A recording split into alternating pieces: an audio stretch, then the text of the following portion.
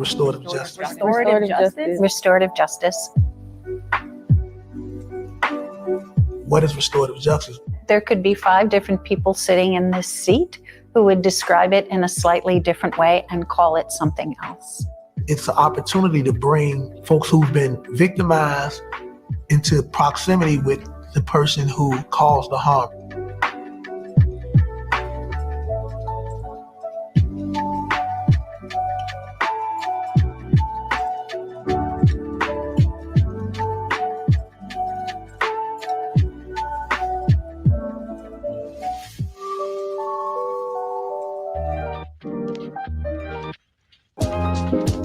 Your mother comes in, sees you and your sibling arguing, interrupts the argument, has you both reflect what you said, how you hurt each other, and you have to say sorry. You've seen restorative justice in your life, is what I'm trying to say. Giving the person who's been hurt an opportunity to speak their truth and ask for what they want and need and try and get it. But it also creates a space for the person that caused harm to come face to face with their actions in a way that's positive rather than just strictly punitive. We have millions of people in prisons and jails right now. None of the harm that was caused has been repaired. All of the people who are hurt are still hurt and still hurting people. So we need something different. I think people haven't put restorative justice into practice because they don't truly understand what that is. We've only ever seen it done one way. Punishment is fast, and punishment allows you to throw someone away and never think of them again. It's so much easier to seek revenge than it is to seek restoration. Welcome to another episode of RBN Live. I'm your host today. I'm CJ. Oops, let me make sure this is up loud enough. I'm your host for today. I am CJ or Jay in real life, I guess you can say. Love this video. There is a part 2. Unfortunately, due to Facebook restrictions, if you're not paying a monthly fee, you're capped at 2 minutes because this is really a 4-minute video. So let's watch part 2 before I comment. A young person stole my car, right? What would I do? I get my car back, this person goes to jail. But how does that repair what was taken from me, right? I'm hyper conscious about my car being stolen again or being pulled out of my car. And so how do we repair that? How are we going to prevent it from happening again? Trauma is such an important part of why individuals hurt people and cause harm. You have to create space for the individual to sort of understand and recognize their own trauma, the things that have hurt and harmed them. And so that way they won't further hurt and harm others. 90% of the folks who are incarcerated, the vast majority of people who are locked up, will be returning to society. You put them inside of a system that further traumatizes them. You say, hey, go on with the rest of your life, but you haven't healed. Who do you want returning? I want a person who is healed. The ask comes from the people who were harmed. They're the ones asking for this. The solutions that have been given to us have not worked up till now. We've been hurt so much throughout our lives, and there's been so few times where we felt like that hurt has been really seen, really acknowledged, someone really apologized. There's still consequences in the restorative justice practice. It's not all about love, that's for sure. It is important to have a safe space to expose the sore spots in our communities. It's so much self-work. You're not putting it off on the police. You're not putting it off on the courts. What happened? What were you thinking at the time? What have you thought about since? What needs to happen to make it right? Who's been affected and in what ways? What do you need? Do you need a job? Do you need a place to live? Do you need parenting classes for younger children? Do you need some counseling? You know, there's all kinds of things that we can think of to start the healing process to prevent it from happening. So, yeah, great second video. This It's great to see this video sort of get the recognition. It's getting pretty good amount of views on it. And just kind of talk about restorative justice and what it means and what it looks like. And I love the example they give with parenting and your kids. You literally, if you have multiple kids, multiple siblings, you literally are practicing restorative justice every day, just on a smaller scale when you're parenting kids. And I can attest to that, having 4. So yeah, I think there's already super chat in here. So the reason for a little bit of a different show today, normally it's Nick and CJ at 3. We weren't even going to come on for this early part, but then I saw, there's going to be some stories that's not going to fit into our show later today. So typically when we do the post duopoly show, which is our joint show with Hard Lens Media and Do Dissidents, the Nick and CJ show, we're just basically not doing 2 shows on the same day. So today is the day that we're doing the post duopoly show. That's at 8:15 p.m. tonight. So the Nick and CJ show was not going to go on. But then I said, we said to each other, if we find enough stories that maybe we might come on for a short amount of time. And I felt like these stories, like the Bellingcat story, was supposed to be done a couple of streams ago. That got pushed off twice. And then this story that recently came out, I think on Friday or so, or Saturday or something. Russia sanctioning 500, I think it's 500 Americans, including people like Joe Scarborough, Rachel Maddow, Obama, and some other people. We'll get into that story. So we'll cover just those 2 stories. So it'll be a short stream today. Hit that like button if you're here.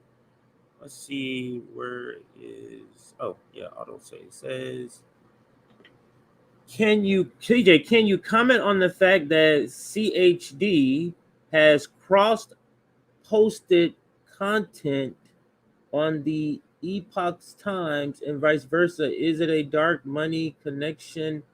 I have no idea who these people are. I don't know who Epoch's Times, who does CHD stand for? I'm sure if it's an organization that the full name, maybe I know it, but I don't know who these people are. Are they podcasters or something? Yeah. Of all the members, I probably keep up the least with knowing some of these people outside of the professional managerial class, because that was sort of my target. I don't know who a lot of these podcasters are. Oh, this is a newspaper. Okay. Oh, okay. I know the newspaper. I thought this was a podcast. I'm like, what is he talking about? Or what is this person talking about? So I know the news. Yeah, I know the news outlet. So let's go back to the thing now, since I know what it is. So now let's go back to it. So, or no, what you're referring to in the let's go back to the comment. CHD. What are you referring to in the CHD?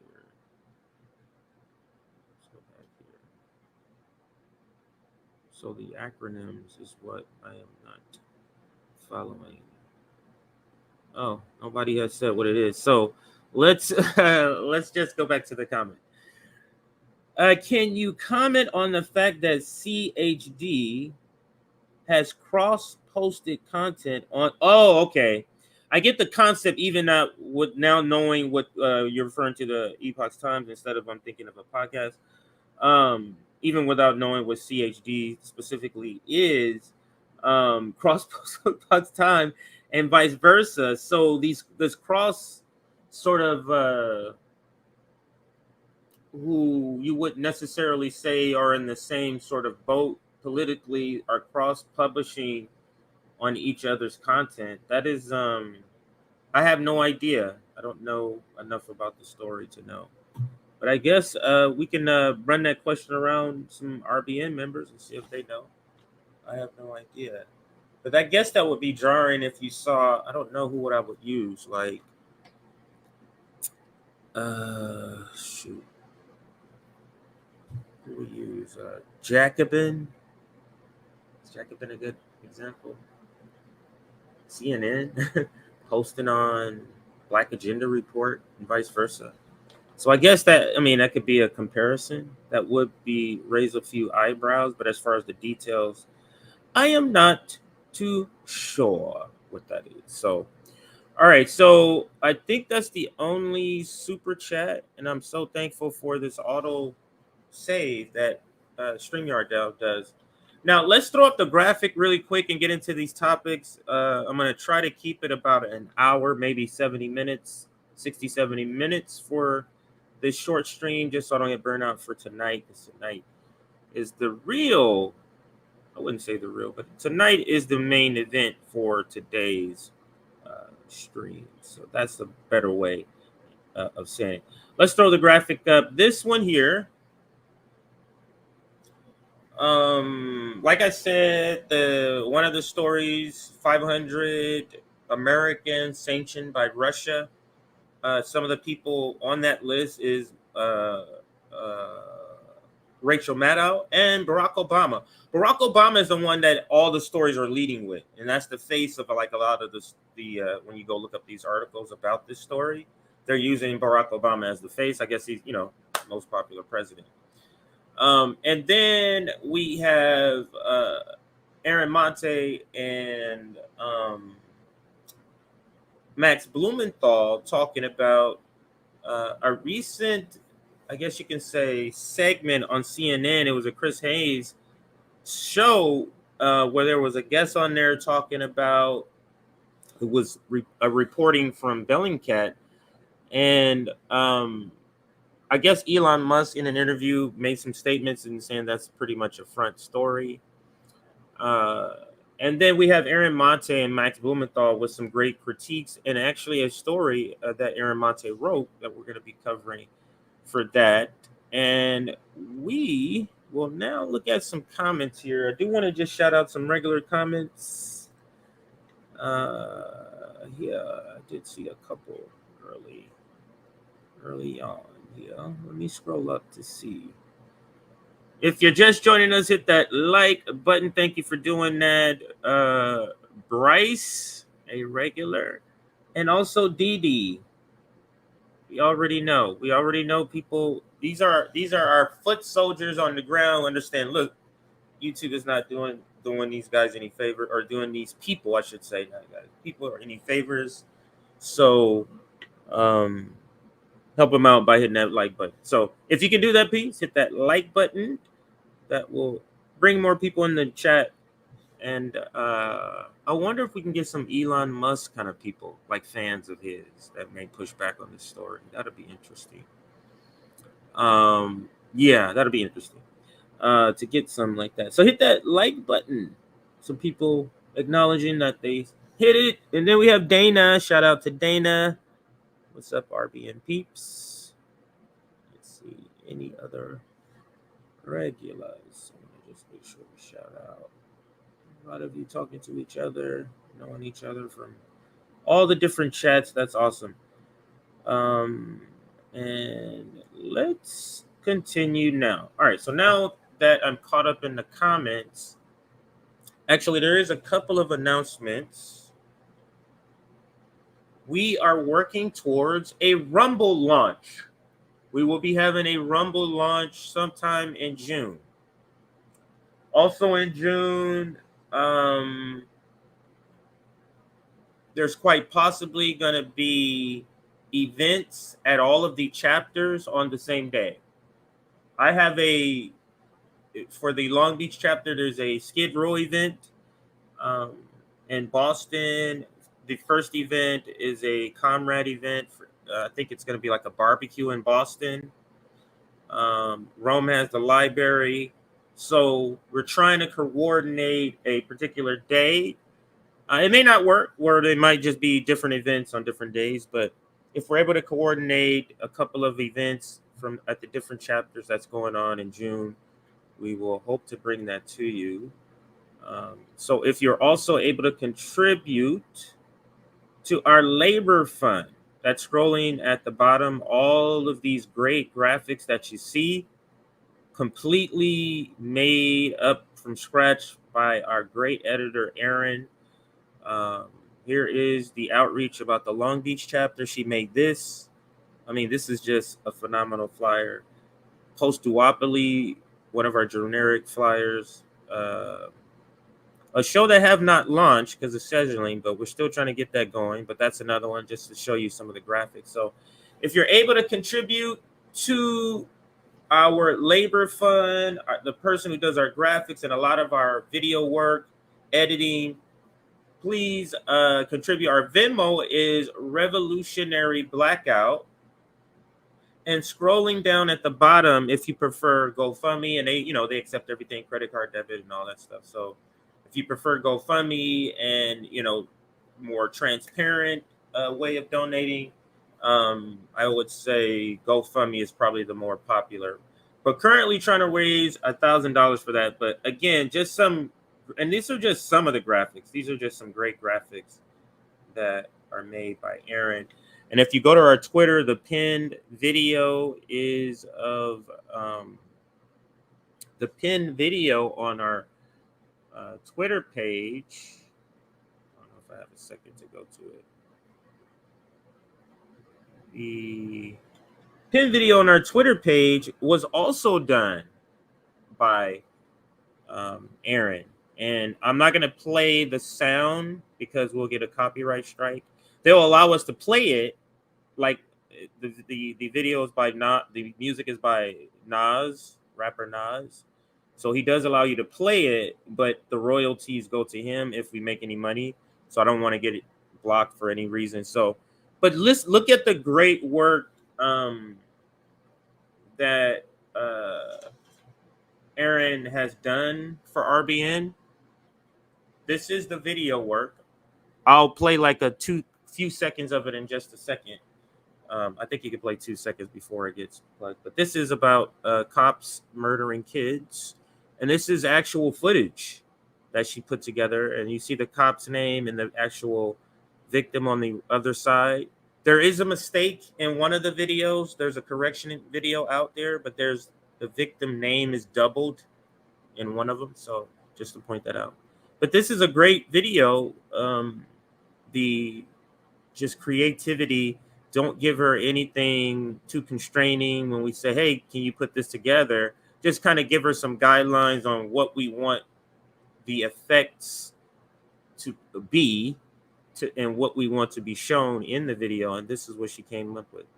Just a awesome video showing how police are murdering kids and some of the actual video. I'll play a couple of seconds so you can hear. Get scared, you panic, you going down. So you can hear the sound there. If you want to go see the full video, you can go to advantages of the brand. Sorry, I meant to turn the sound up. You can go to our Twitter page and watch. Actually, no, on our YouTube, we uploaded this video, so you can go and watch this too on our YouTube page.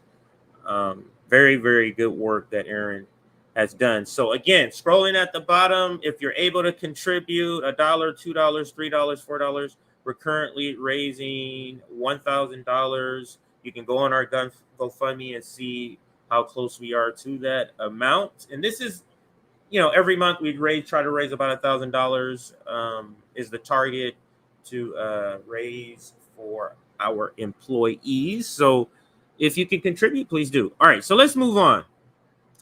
The other thing, I'll kind of let that play out in the background as I go through the other, went over the chapter stuff. We had a meeting. That's why I was able to deliver some new news. Here's our website, revolutionaryblackoutnetwork.com. Check that out for pictures, updates on the library. Just missing the RBN library in Detroit, just missing video update. We have the pictures on there, so you can go check that out. And other stuff, video. We can check out the chapter information. You can go check out. We need to add the Rumble launch because that was just decided. The Rumble launch is next month too. So June should be shaping up as a pretty good month. Another thing, RBN YouTube memberships we have. Make sure you check that out. We have a Substack if you want to get on our Substack mailing list. We send out one email every day that has our clips. So sometimes they have 3, sometimes they have as many as 6, but they're all in one email that you get, and you can watch all of our content for that day.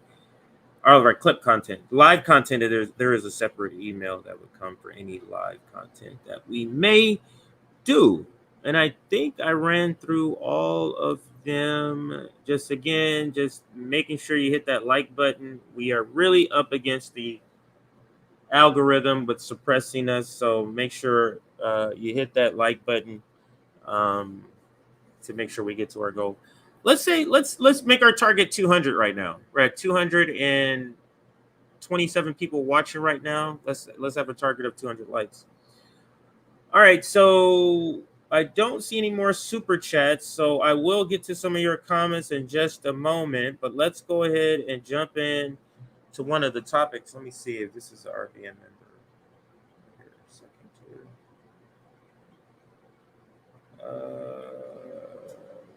No, because sometimes they hit me up if something's going wrong with the stream. All right, so no. Let's get into the first story, and we will go to my bookmarks to do that. Let's go to bookmarks. This Bellingcat story is interesting, but let's start with the Sanctioned. The Sanctioned, and a couple of people posted a list of some of the people that were sanctioned. I think it was 500. I don't know why the number 500 keeps ringing in my memory space here. But yeah, so Russia sanctions, is that right? Sanctions Americans.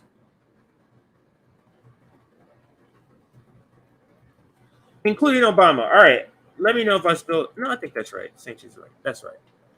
It's not sanctions. Okay, so Russia sanctions Americans, including Obama. And this list kind of shows, I'll read it to you if you can't see it because of the coloring.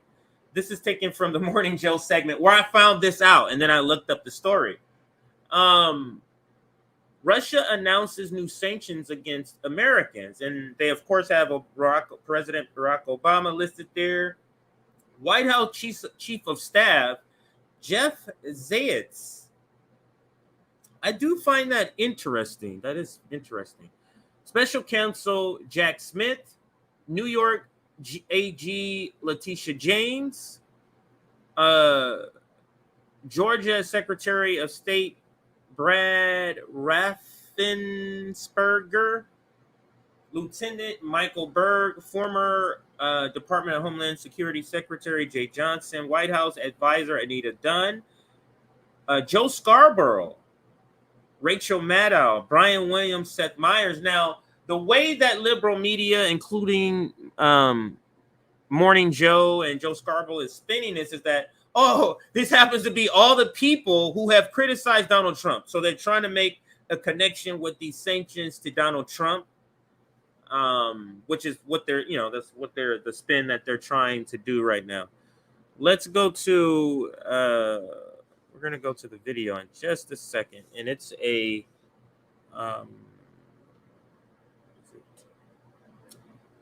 case study QB. Did he put one up here? I thought he did. Maybe I did not separate it, but I swore I put it in here. So let's go to that, if I could find it. Maybe I can't. Let's go to case study then. If he has a video on this. Yeah, I'm sure I saw this video over here.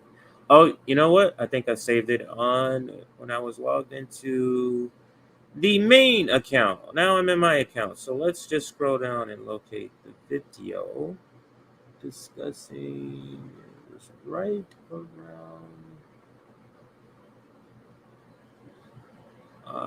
here. Wow,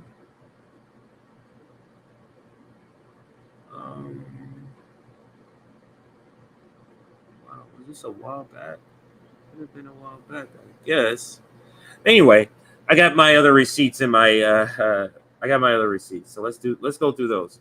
All right, so before we get to the article, there was another video I wanted to show. So let's show this one. And the quote is, "We have to confront the reality that the sanctions have not really strangled the Russian economy." That's actually a second point I want to make. Let's go to a different one here. This is the one. So here is another tweet that kind of breaks it down.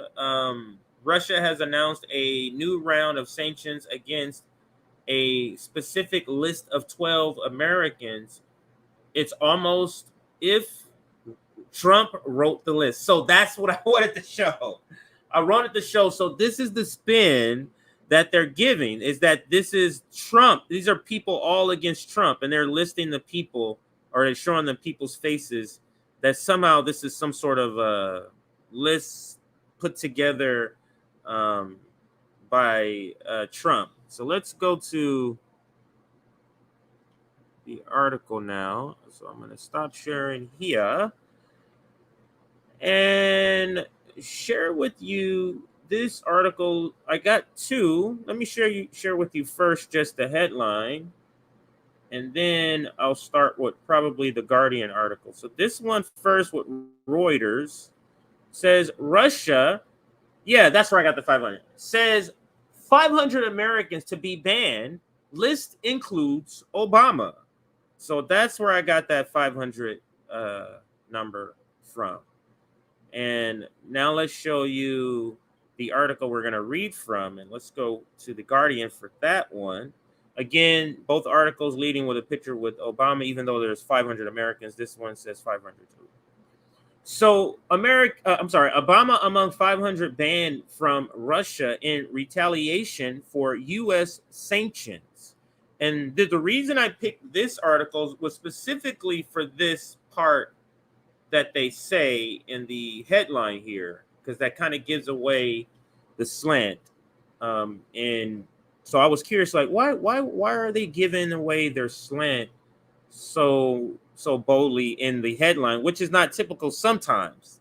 Don't say, oh yeah, you can find times. So let's dig into this. So Moscow also denied consular access to detained journalists as U.S. imposes more punitive measures in response to Ukraine invasion. So I guess Guardian gets their reporting from Reuters, and that's why we have Reuters there. The other article is sort of a backup. But this was put out on Friday. Russia's foreign minister has said former President Barack Obama is among 500 U.S. citizens who will be banned in response to the latest round of sanctions announced by Washington. So, but actually, let me read on before I start to give commentary on the article. So let me read on more. So the ministry also said on Friday that Russia has refused the latest U.S. request for consular access to the detained Wall Street journalist reporter Evan Gershkovich, who was arrested in March on suspicion of spying. This move was triggered by the U.S. refusal last month to give visas to media traveling with Foreign Minister Sergei Lavrov to the United Nations, it said in a statement. And here's the quote. Washington should have learned a long time ago that not a single hostile attack on Russia will go unpunished, quote, end quote, it added. Earlier on Friday, The United States announced punitive measures against more than 300 targets, aiming to punish Russia for its invasion of Ukraine and intensifying one of the harshest sanctions ever implemented, and which is not working. And that's what the other article was for that you saw, that I said, hey, let me come back to this. So gotta go in order. Quote, today's sanction will further tighten the vice on Vladimir Putin's ability to wage his barbaric invasion and will advance our global efforts to cut off Russia's attempt to evade sanctions, end quote. The U.S. Treasury Secretary Janet Yellen said in a statement, the Treasury Department said it would impose sanctions on 22 people and 104 entities with touch points in over 20 countries or jurisdictions, including companies that import, ship, or manufacture electronic components, semiconductors, and microelectronics to Russia. Let me finish off with this paragraph here. The United States, the U.S. Secretary of State Anthony Blinken said Friday's action targeted an international network that procures components for the Russia-based entity responsible for the manufacture of the Orlan drone, which Russian forces and their proxies are using in Russia. So you can go, I think, did I put this already in there? Let's see. If I didn't put the link already in there, you can go and read the rest of this article. I do want to get to a couple of other receipts. No, I put the Reuters article in there. So this Guardian article is now in the description box if you want to go check out the article yourself. But there is a couple of more receipts, and let me prepare those in the background while you do that tab. Okay. Now I found the case study videos. It's so weird how they sort of close off or like block people from being able to search his video. So I had it prepared in my inbox, I believe, here. Oh, wow. Oh, maybe not. Maybe not. That's for my other segment. So we're going to use a case study video for a different segment. I did want to get the reaction of sort of Morning Joe. So let me pull up the Morning Joe segment here. We can talk about his reaction to be. It almost seems like he's kind of giddy to being on this list. And here is. Actually, why don't we just put it in the regular box? So let's put it in the regular box here. So. And it's funny because they have the comment. I think his name is Richard Colin Powell's former chief of staff. I forget his last name. Richard. Anyway, we're gonna see it in just a second. So here is the Morning Joe segment that aired this morning, where they're talking about being on this list. We're just going to watch a little bit of it. It's very short, actually, because he kind of pivots and starts to pivot to something else within the segment. But let's listen to at least what he comments on being on this list, and also Colin Powell's chief of staff, his comments also. And he seems to be on here a lot, in particular on particular sort of like propaganda points they bring with wet AMD on. Sometimes I worry my world here. So let's turn the sound off. All right, so let me go back and spot this up here. My bad, I was watching it to prepare. And let's go back. Right there. So funny how they bring it up. All right, so I think I got it. Let's listen to his nothing reaction. to do with Russia. He just selected people that had been considered Donald. This is the spin. This is the spin. I'm gonna back it up just a few more seconds here, but you heard it there. I didn't go far enough. But this is the spin that they have. These prosecutors. This is the spin that they have. Let's go back a little more. Ed just brought it up. Here we go. And you have people, and I even saw this weekend, people trying to dismiss the bizarre connections between Vladimir Putin and Donald Trump. Still trying to do it this weekend, claiming that Durham somehow turns everything into a hoax. You have Vladimir Putin, a guy who considers himself to be America's enemy, putting more people on the Russian sanctions list, including a certain morning cable news host who goes by the name of Joe, and Brad Raffensperger, and these prosecutors that have absolutely nothing to do with Russia.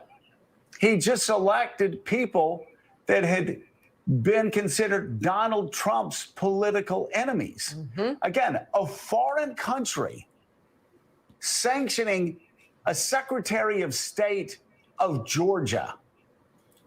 And that's another reason I picked The Guardian, because they use The Guardian headline in this story, but you hear the spin that they're saying that they went and picked people who were critical. Oh, here's a list of people that are critical of Donald Trump, so let's sanction those people. That's the spin, the connection. They're still just pushing Russiagate. Like, Russiagate is never going away, it seems like. Even because when it's even after it's been thoroughly debunked, you still have a certain segment of people. Morning Joe is one of them. I think Marianne Williamson. I'm not sure RFK. I've heard people say that, but I haven't seen the video. Still on this Russiagate. Howie Hawkins still on this Russiagate stuff. Adam Schiff. I mean, I can go on and on. Let's continue with this segment. It's probably less than a minute left. I'm serious. It's like a very short segment. Not Georgia, the Republic, the former Soviet Republic, but actually, and Brian Williams, Rachel Maddow, Seth Meyers. I'm feeling a little left out. I mean, Brad Raffensperger. You have people who are Donald Trump's critics. Absolutely. Again, think about how bizarre this is. That Vladimir Putin, in the middle of a hot war, decides he's going to pick domestic political opponents of Donald Trump, who Donald Trump considers his opponents. I don't care what you say. This guy to the far left, and they're gonna say his name. It's Richard something. He looked. Anyway, he looks so. I don't know. I like to go with my gut. He seems like not to be who he say he is to me.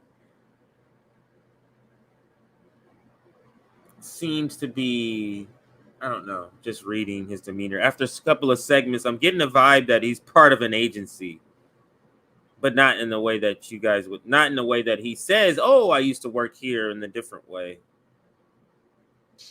And sanction them in Russia.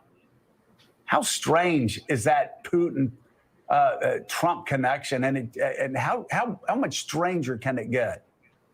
Well, first of all, Joe, I want to congratulate you for making the list. And like Mika and others here, I do feel left out. It's a badge of honor for them. It's a bit of a mystery. Look, I think there's actually there's two serious sides of this. One is we still do. So what's disingenuous about this is because you're spinning it as like it's a list of when it's 500 people on there. So this has what, at most 16 people, 15, 16 people on it.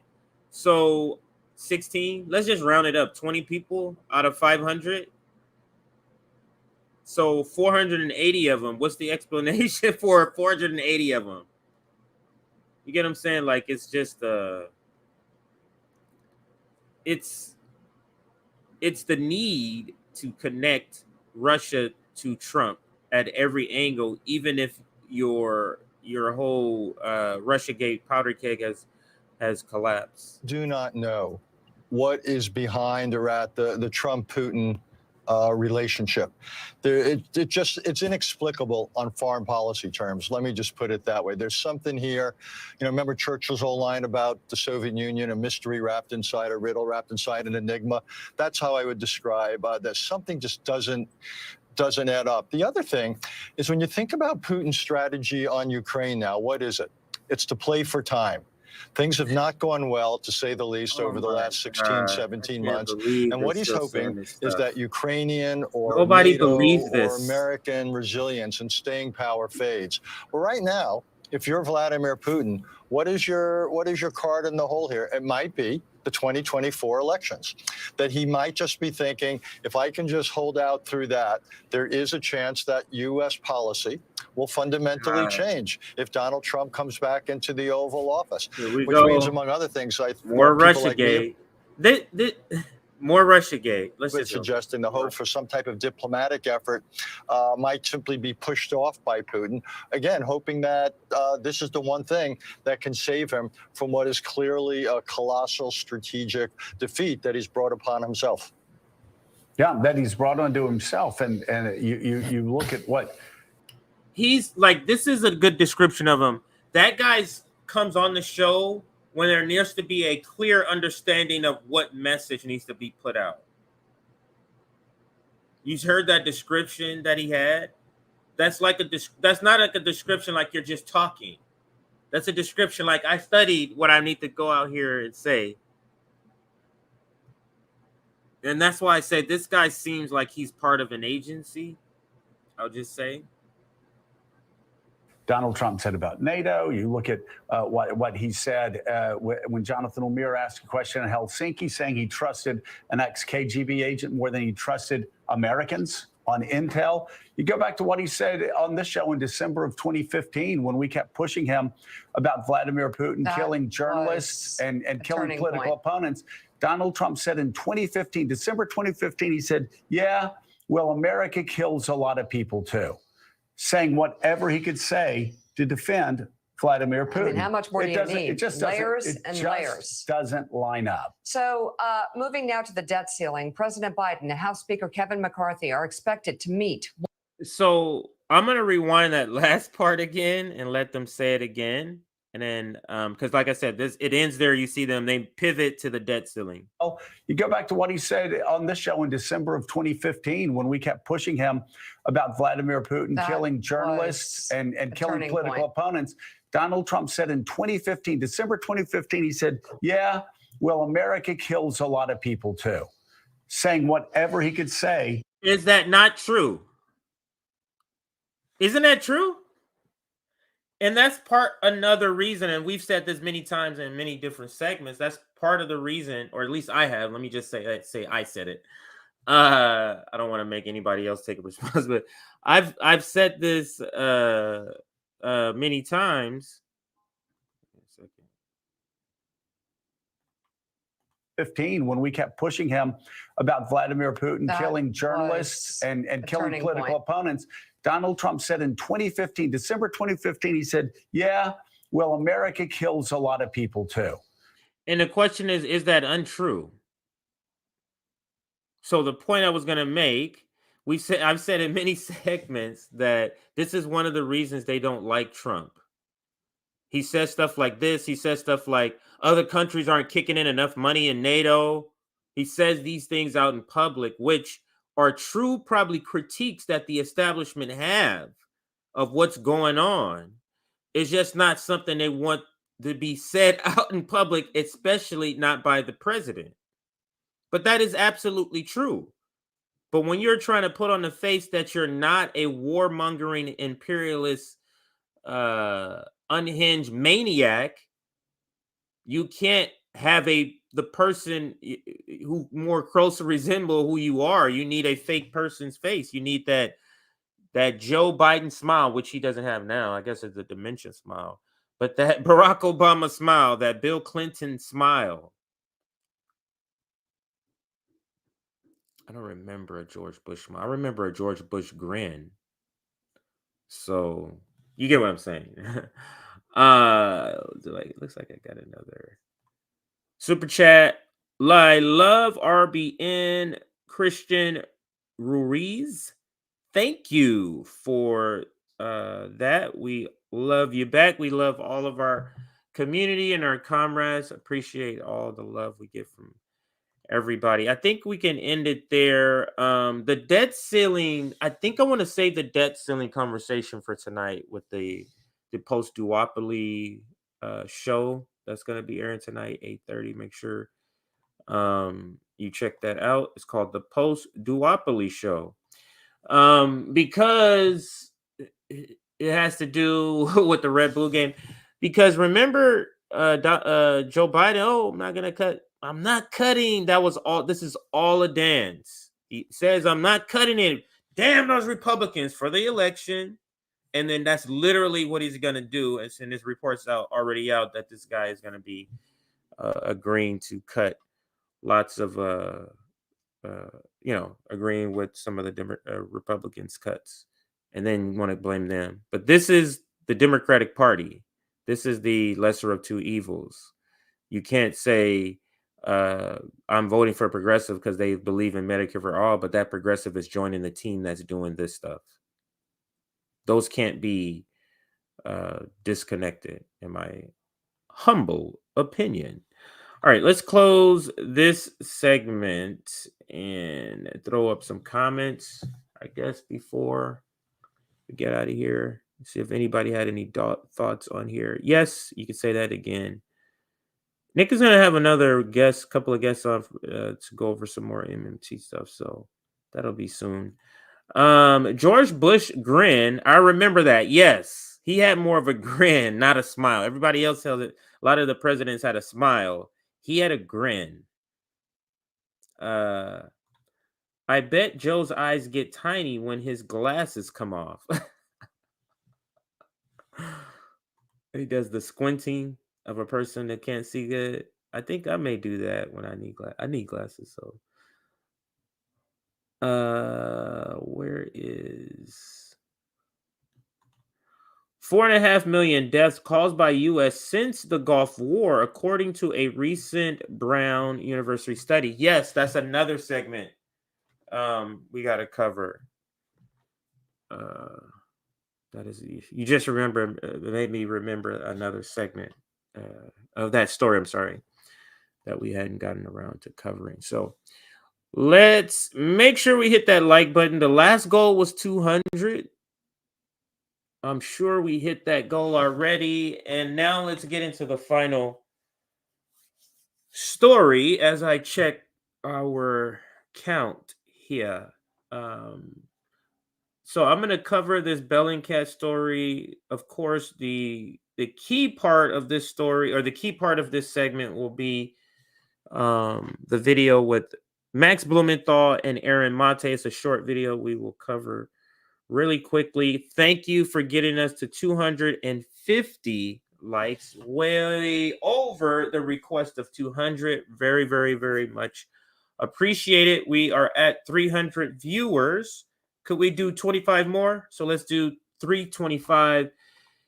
Get us to 325 in the like department. I'm sorry. We're at 250. Yeah. 725. 25 more. 275. I'm sorry.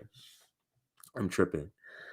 We're at 250. Can we get to 275? That's 25 more. Here's our Substack.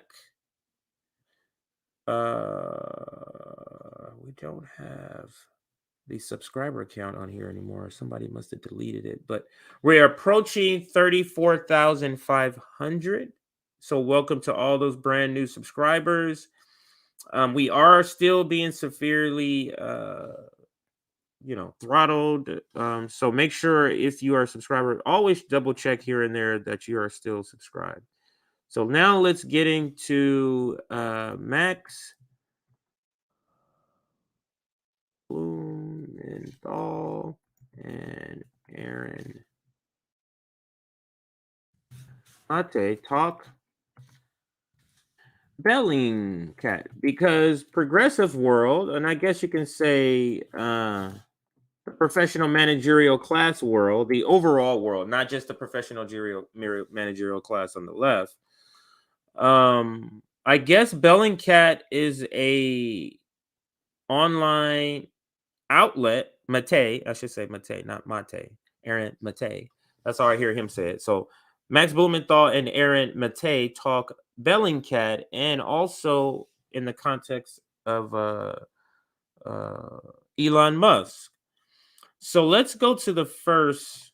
I guess I can just go to Twitter from here instead of changing screens. Let's go to one of our first sort of receipts in this story. And luckily, some of the better journalists that we cover or that we use, even on here, Glenn Greenwald, Aaron Mate, and Max Blumenthal, they're all in this story that we're covering on Bellingcat and who Bellingcat really is or are. I don't know the right terminology, but who Bellingcat really is, I guess you can say. Now, before we get into the Aaron Mate article, his Substack article, before we get to that, we're going to cover a couple of other things. Now, the case study QB clip, maybe the one I was remembering for the other segment was actually this clip that we're going to be discussing, because this is where it started. So let's start there where it started, and this is the clip. Right-wing crank by the day. And we get to see this play out because one of the world's richest men is now the biggest troll. And he spent $44 billion so everyone could see his own case of brainworms on full display. The core of his particular kind of familiar right-wing internet-inspired radicalization is this kind of chasing of conspiracy theories, creation of an alternate, elaborate set of facts whenever the world produces events that are ideologically inconvenient. It's like Trump's big lie, which is the biggest example of this, but it's about everything big and small. So take this, for example, the ideological leanings of the shooter who murdered 8 people, including little kids, at an outlet mall in Allen, Texas, nearly 2 weeks ago. And shortly after the horrific massacre, the New York Times identified the shooter's apparent social media profile, reporting his profile praised Hitler and referenced neo-Nazi websites. NBC News even confirmed many of those same details later that same day, uncovered even more vile, racist, and anti-Semitic posts. And then Eric Toller of the award-winning investigative outlet Bellingcat uncovered what appeared to be the shooter's social media post. It was on a Russian social media site. He had a jacket with a right-wing death squad insignia. So, if you didn't hear what he said, let's take it back. Listen to the description. The description. They calls Bellingcat, the description of Bellingcat. Let's listen. Racist and anti-Semitic posts. And then Eric Toller of the award-winning investigative outlet Bellingcat uncovered what appeared to be the shooter's social media post. It was on a Russian social media site. He had a jacket with a right-wing death squad insignia on it. Pretty big clue. He signed off one of his posts saluting Hitler, Hail Hitler, another pretty big clue.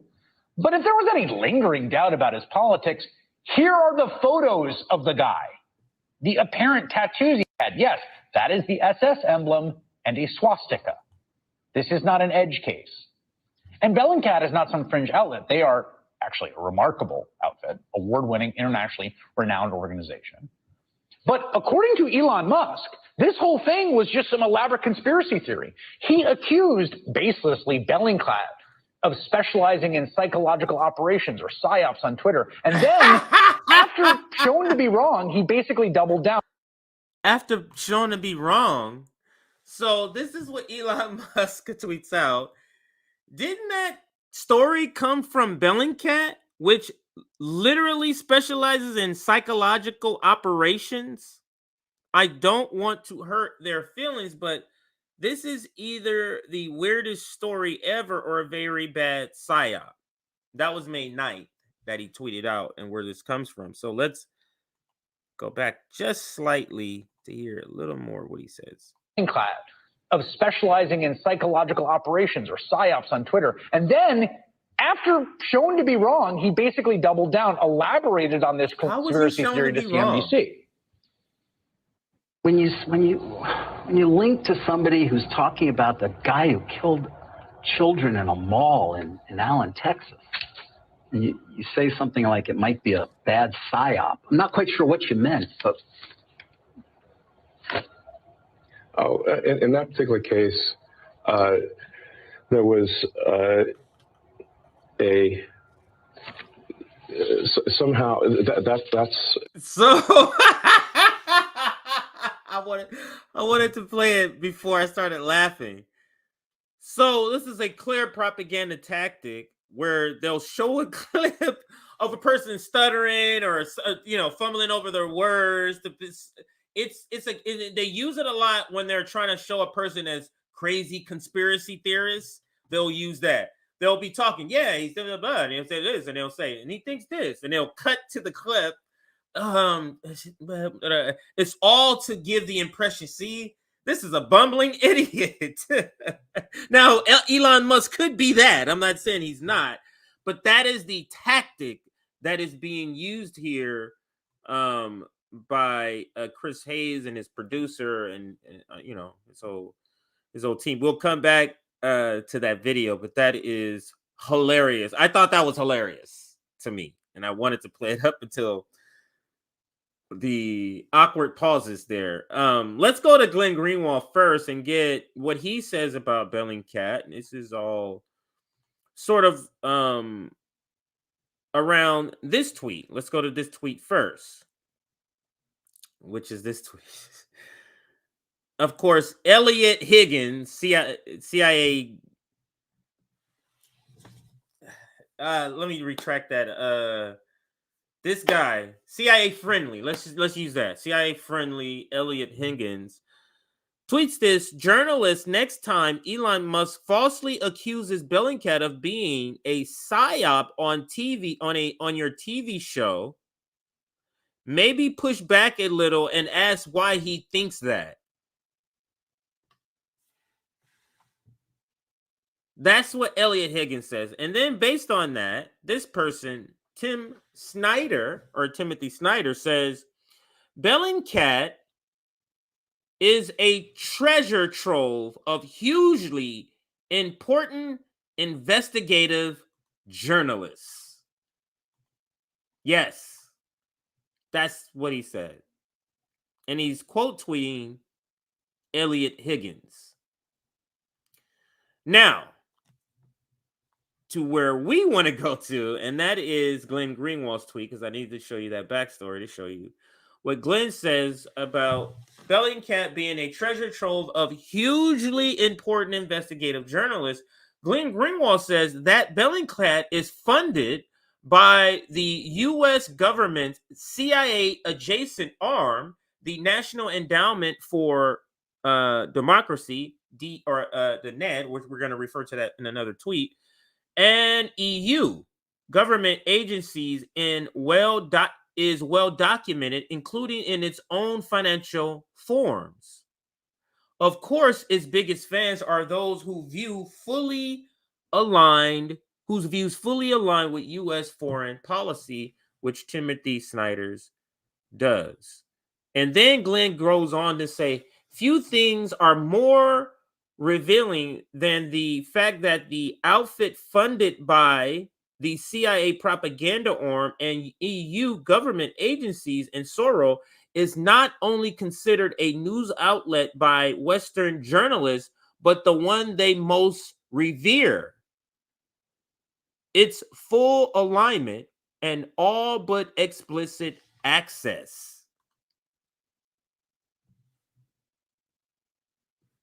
Right here, income from other nonprofit organizations, National Endowment for Democracy,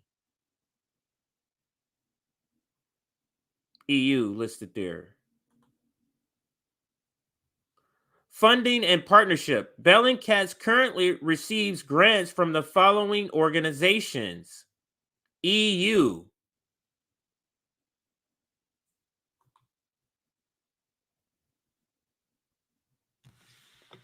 these are more receipts. Focus on and it says declassified UK. If you can't, I know you can't see this, so let me just read what it says. National Endowment for Democracy has funded groups such as Bellingcat, Index on Censorship, Article 19, Finance Uncovered, and the Thomson Reuters Foundation.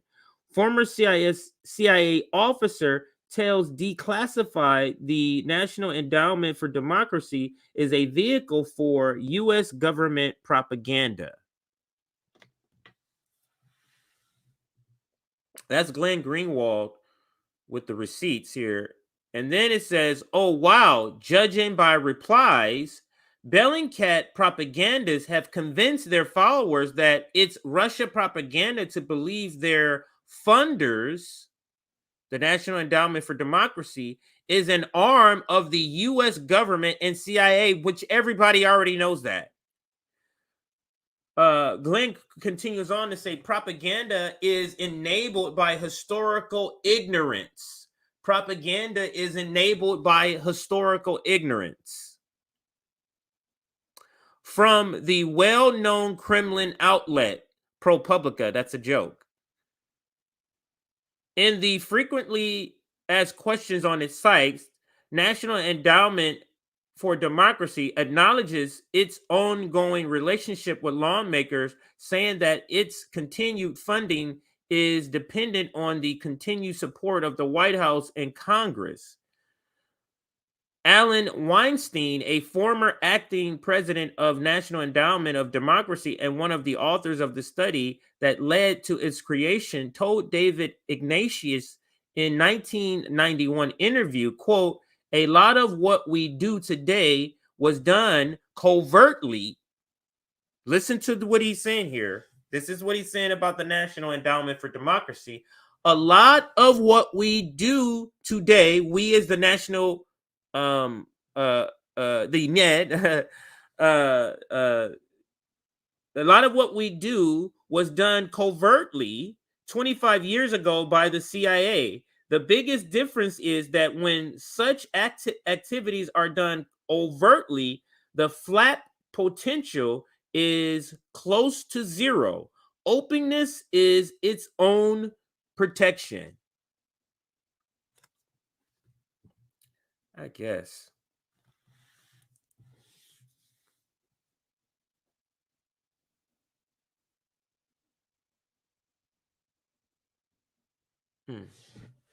That's just cool. That's something else.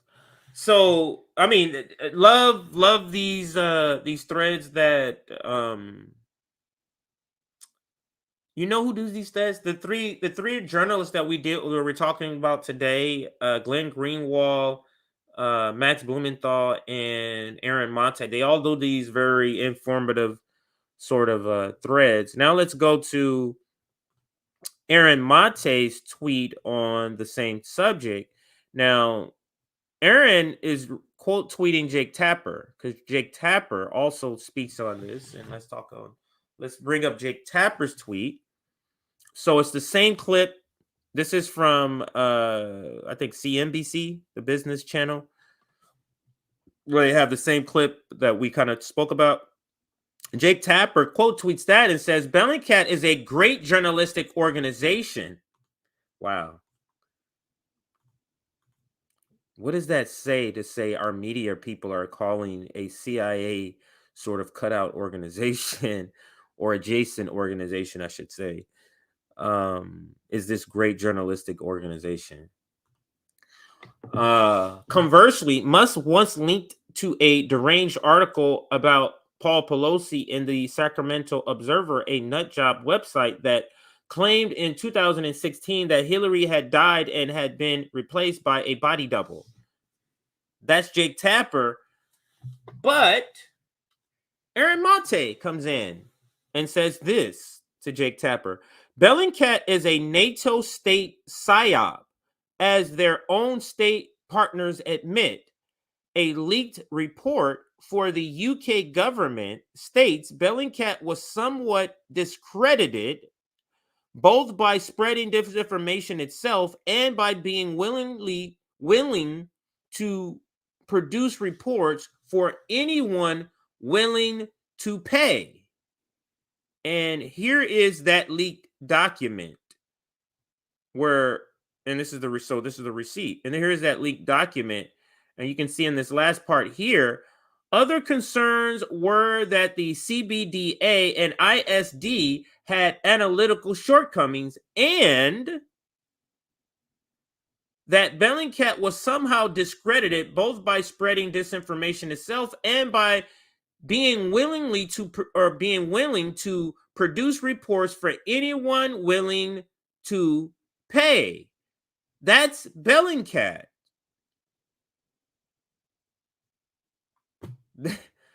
Just amazing to me.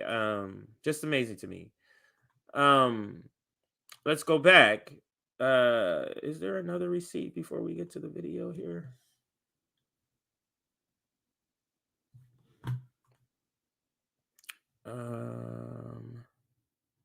Video. We did that video already. This is the main video here. Okay, so let's do a couple of more tweets here. While the available facts support Bellingcat's finding about the Allen gunman, Musk is correct about the group overall. Media cheerleading omit that Bellingcat is funded by NATO states and spreads propaganda that advances their foreign policy goals. And that's a great point that he's making. Just because Musk, a dum-dum ruling class member, is wrong on the part of the information they put out on this particular story, doesn't mean that Bellingcat is not a NATO state, as he called it, funded by the NATO state. Let's now go to this one here. Glenn Greenwald again. Glenn says, for decades, the New York Times casual description of Bellingcat funders' National Endowment for Democracy was this, quote, created to do in the open what the CIA has done surreptitiously for decades, end quote. Now, like every fact liberal dislike, it's Russian propaganda. This is what they said. And he has the receipt. Love these.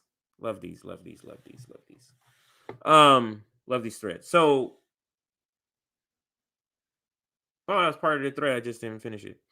Now let's go to the video, and we'll end here with this video where they talk about it. This is was put out on the Gray Zone. Is Bellingcat a psyop, as Elon Musk said? And here is Aaron and Matt speaking on it here. I mean, is it fair to say they're the most celebrated media outfit in the West?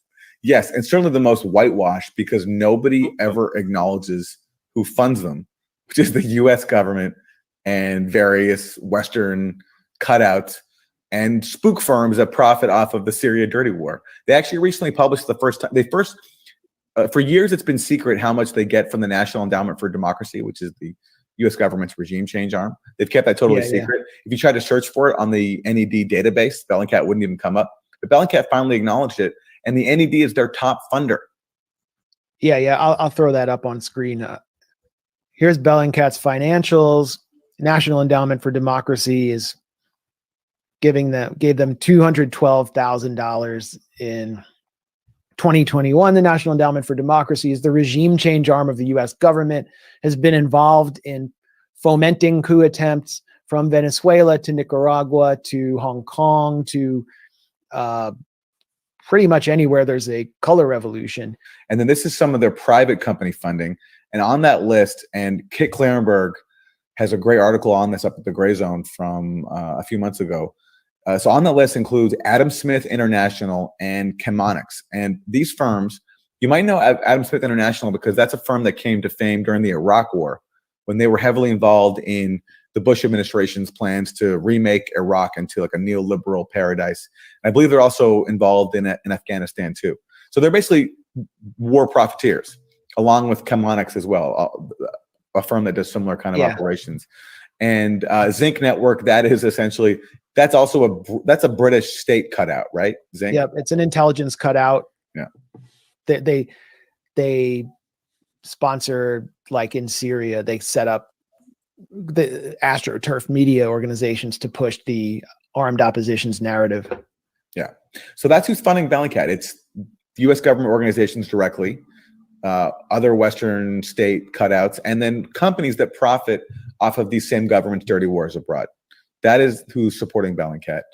And that never, ever gets mentioned in media. They're supposed to be portrayed as this scrappy group of upstarts who just love to use Google images and other data to uncover war crimes. And really, they're just doing the bidding of the people who pay them. I kind of went into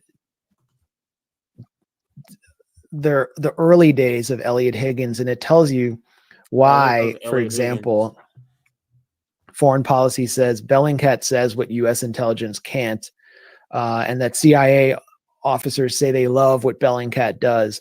But this is like a limited hangout here. This is them saying, oh, we just love what they do because we can't openly do it, as if they're not instrumentalizing Bellingcat in any way or coordinating with them.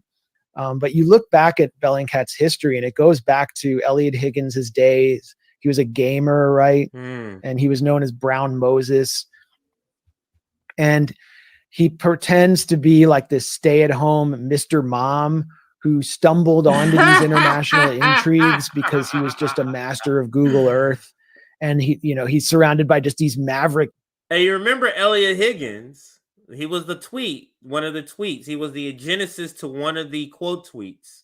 It all went back to Elliot Higgins. I think it was Aaron Monte quote tweeted Snyder, and Snyder quote tweeted Elliot Higgins. This is the Elliot Higgins dude he's speaking of. Data disruptors who have this hunger for the truth and an uncanny ability to find it with just a few keystrokes. And he gets puffed by the New York Times, Washington Post, New York Review of Books. There's this Dutch documentary about Bellingcat, which portrays them as just like these grassroots heroes. Claire Wardle, she's one of these disinformation figures from First Draft Media, which is a Pierre Omidyar operation that works with Bellingcat, and Omidyar has sponsored Bellingcat too. The Intercept had a series of $5,000 per person training sessions with Bellingcat, which was a backdoor way of paying them. And they cite them all the time at the Intercept. Claire Wardle said this in the documentary, this Dutch documentary about Bellingcat: we need professional experts like Bellingcat. Did you hear him say? Let me make sure they said that again. Did he say they cite Bellingcat all the time in the Intercept? Did he say that? Because Aaron Good, along with other people, have said that the Intercept is highly likely that it's a intelligence cutout. So let me just make sure I heard that correctly. Per person training sessions with Bellingcat, which was a backdoor way of paying them. And they cite them all the time at the Intercept. Claire Wardle said this in the documentary. Yeah. That's what he said. Let's go back some more here. Get the full. Omidyar has sponsored Bellingcat too. The Intercept had a series of 5,000. Oh, I hear what he said. Now I hear what he said. He said the head financier, the owner of he said his name, Omidyar.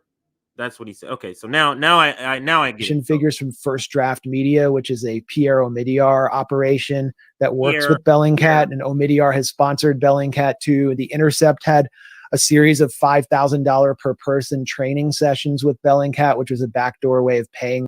I wonder what Ryan Grimm thinks of Bellingcat. Them, and they cite them all the time at The Intercept.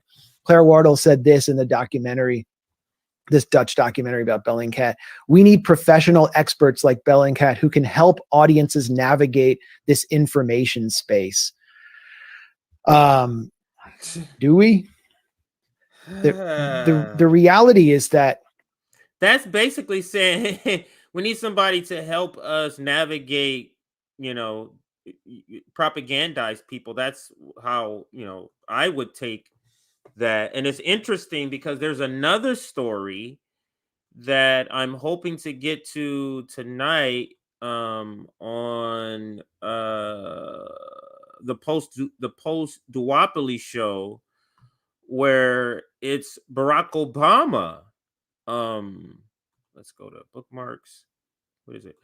Pushing more censorship. In this article here, I don't forget the first article, but Barack Obama, we need full-blown government censorship to eradicate.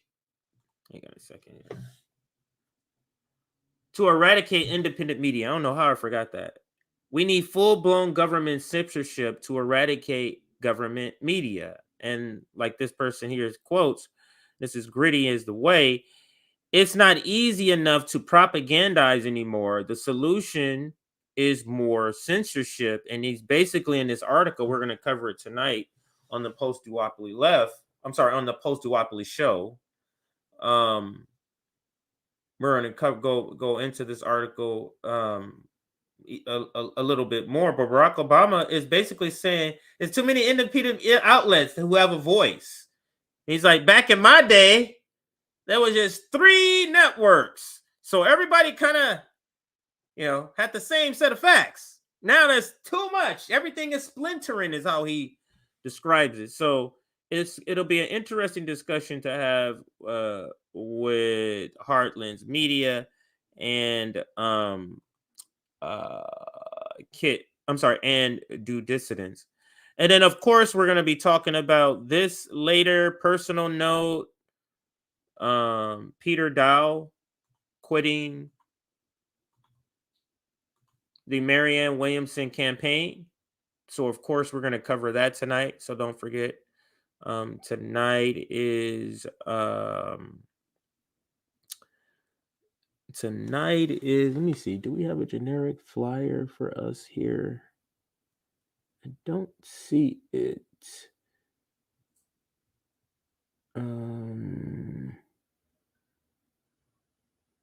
No, I don't see it.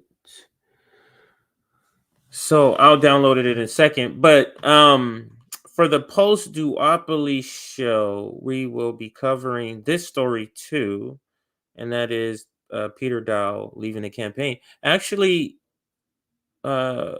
Jason Call left the same day. So what is this indicating? We're going to cover that tonight on the post duopoly show. May get to this also. Mayor Pete, just some reaction to this. Watching Bernie Sanders campaign for Mayor Pete in a few years is going to be bleak. And this person, this tweet went viral because it says, raise your proud hand if you would like to see Pete Buttigieg run for president in 2028 and 2032.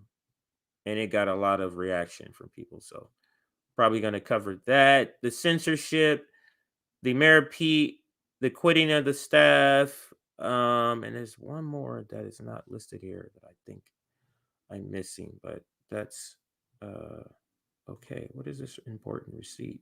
When did I start this? Oh yeah, CIA. I do want to end with this one. You guys remember this? Feeling like it was a movement and that it wasn't about me was the most convincing aspect being like, oh yeah, I'll do this because it's a bunch of crazy people and this will be fun. Yeah. Because all of you got into this like movement first, that's defined, I mean, your actions since you got elected, Yeah. right? And everyone else is like, man, this is weird. Why are you doing this weird stuff? Well, it's because it's a different, you didn't come in. It's a different start. Yeah. There's so much I think I'm gonna get out of here. Divergence that our actions Pretty soon here. represent in DC, but really they've been consistent the entire time. It's just that Just people, they weren't paying attention. yeah, just like the only thing that's changed is that people pay attention now. I've literally been live streaming my life and our political actions since 2016. Yeah. I've literally been movement first and accountable to social movements the entire time I've been running for office. Right. It's really most people that change, right? Like they get elected and then they're like, okay, campaign's done. There's a lot of people. You in guys the got the Democratic audacity. caucus. When we are courageous enough to just puncture the silence on an issue, they will start to move. Don't people realize that the most powerful position you can be in is when you are not materially attached to a position of power? If you're a one-term Congress member, so what? You can make 10 years worth of change in one term if you're not afraid. Or you can do what she decided to do, make 1 month of change in 30 years. Or you can do that, right? Just stumbled upon that video, didn't mean to comment it. But this video here, this is one we will end on. This is a viral video, and this tweet is kind of viral. This is from Nico House, and I'm sure some of you may have seen this video, but Nico House is 30,000, approaching 31,000 likes, and he's not even the original person of this video. But Nico says the U.S. sends soldiers overseas to unwittingly commit genocide and then leave them to live with their demons until the guilt and trauma forces them to take their life to find peace. This is your future if you sign up to join the empire.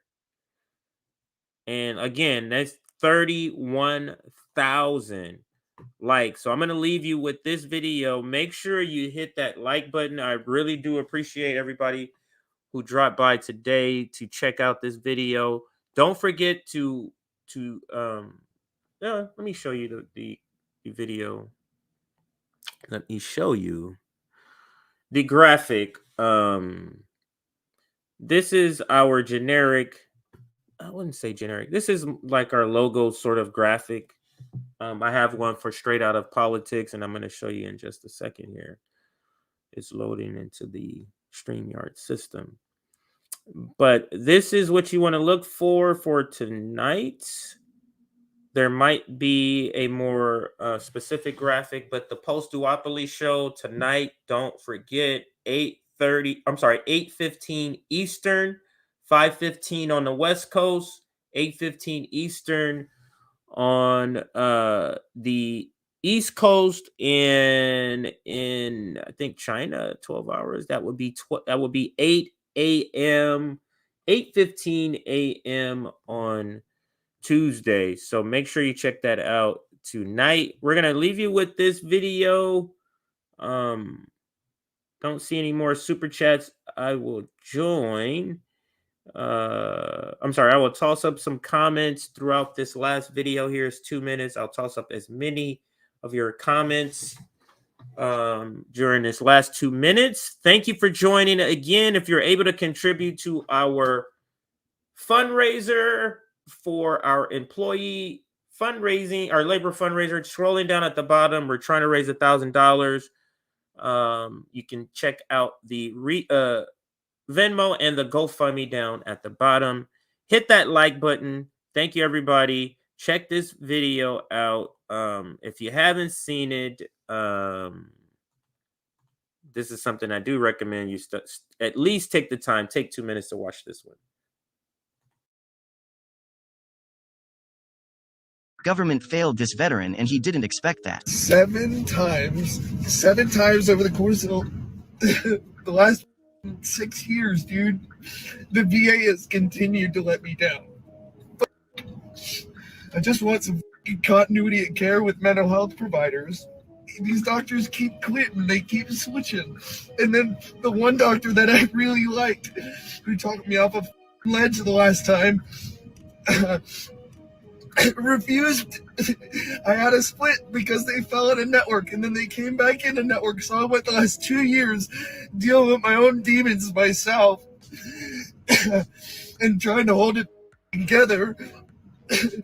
And then come to find out, it's like May. It's like late May, and he denied taking my case back. April 12th, and I'm just finding out, dude. And now I gotta go back to some new doctor, and then I gotta open Pandora's box again because they're gonna want to know everything, and then I'm gonna have to live through working through that for a month.